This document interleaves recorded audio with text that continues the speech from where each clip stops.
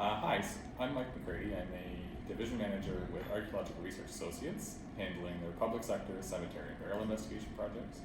I'm also a trained osteoarchaeologist, which means that I have experience with both zooarchaeology, which is the study of animal remains, and bioarchaeology, which is the study of human remains. And I've been asked to help with the faunal analysis for the Shickluna project.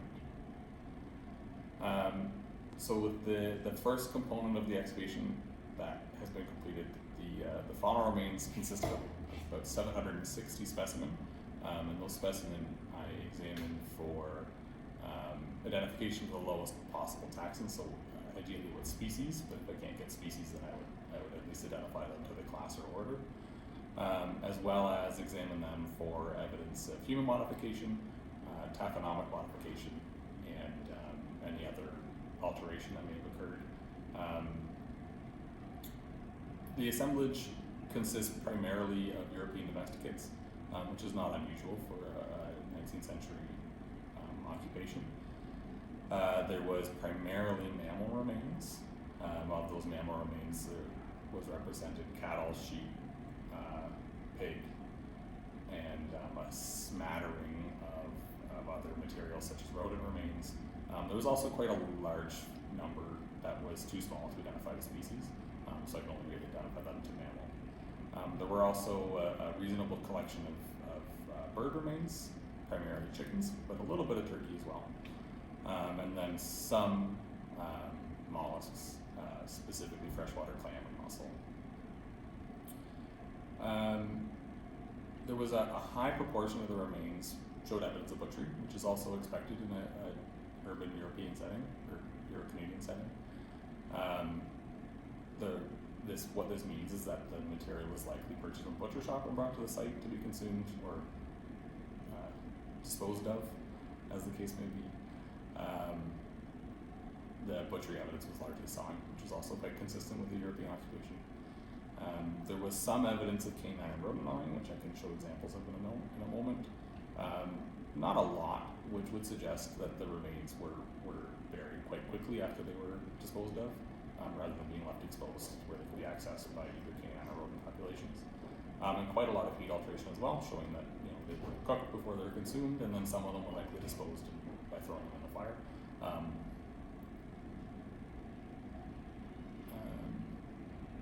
And it just generally was pretty consistent with the European domestic occupation.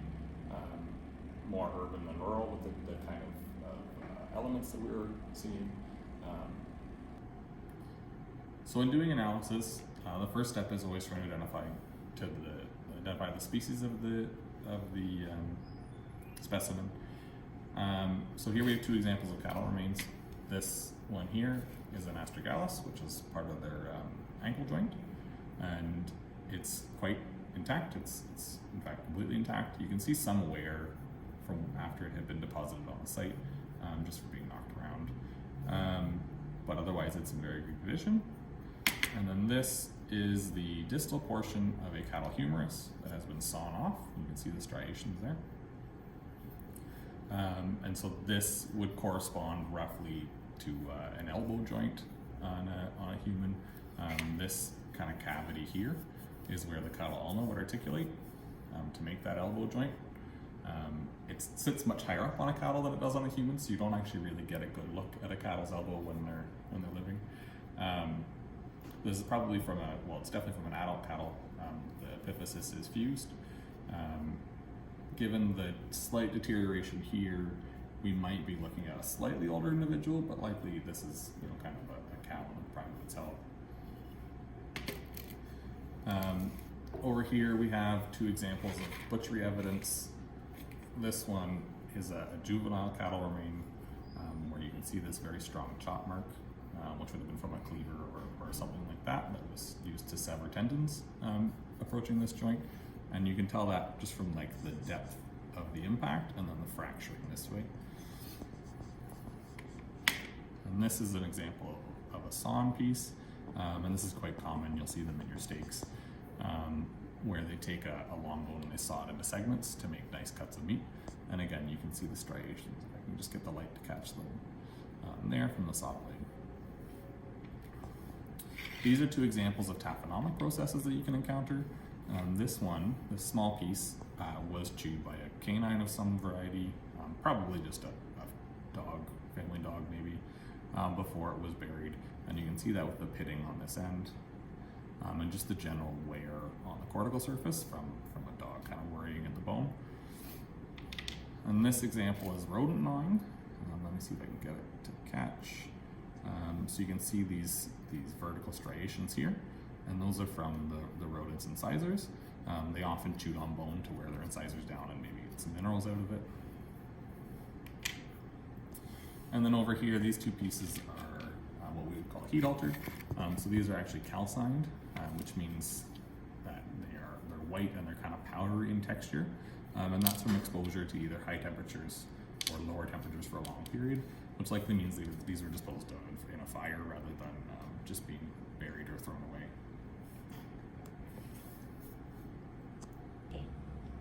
So another interesting item that did come out during the analysis is this piece of worked bone.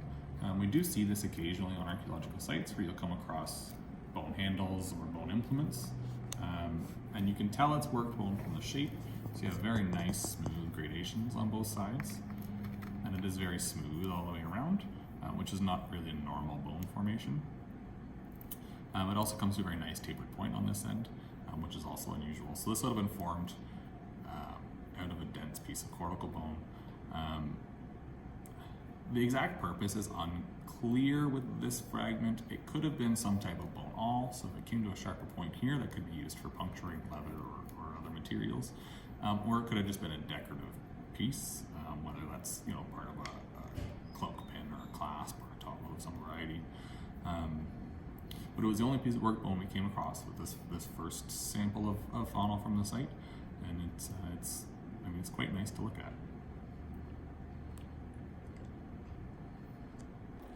So it's always very interesting to get a chance to do a specialty analysis on a significant archaeological collection like Shickluna.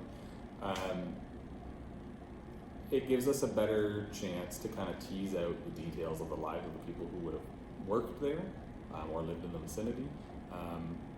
Being able to do a more detailed analysis on their food waste can tell us more about their economic status in terms of what cuts of meat they were enjoying, or the neighboring archaeological practices, neighboring agricultural practices for what was available.